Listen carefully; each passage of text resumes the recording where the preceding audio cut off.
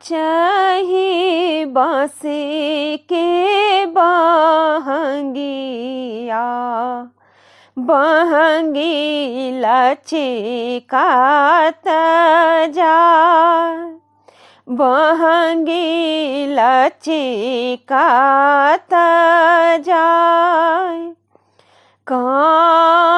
काचही बाँस के बहंगिया बहंगी लचकात